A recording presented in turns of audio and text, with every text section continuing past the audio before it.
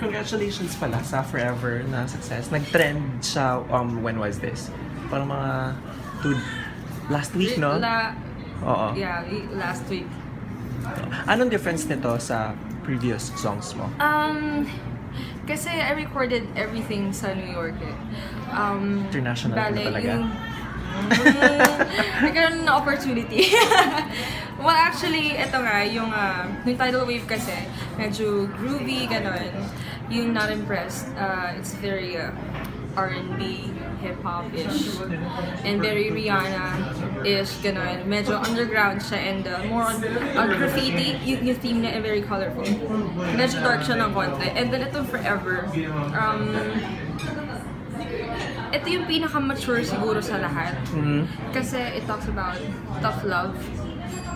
Grabe yung transition mo eh. Dati yung tunog mo siguro will most likely be, if may comparison siya, it's more of like mga Jessica Simpson, mga ganon. Pero ngayon parang made it a notch higher sa pagiging mature. Mas nagiging mature siguro. And ibang genre talaga kasi ito eh. Kumbaga, ang categorization kasi ng music natin here in the Philippines na sinabi ng mga producers din na nakatrabaho ko sa US. Sabi nila parang medyo country pop yung yung genre natin dito. But in US it's parang they focus more on pop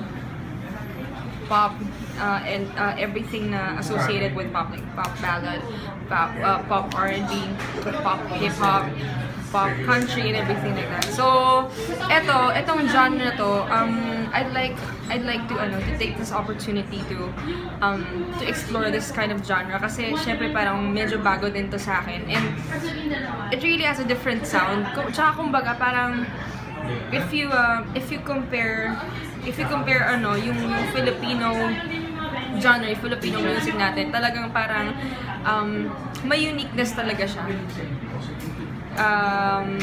Kapag narinig mo naman yung yung mga songs ng US or abroad, ganun, iba din siya talaga. Tsaka it's a good thing din kasi parang medyo ito rin yung gusto kong i-explore talaga na na genre din. And ayun, thankful talaga ako.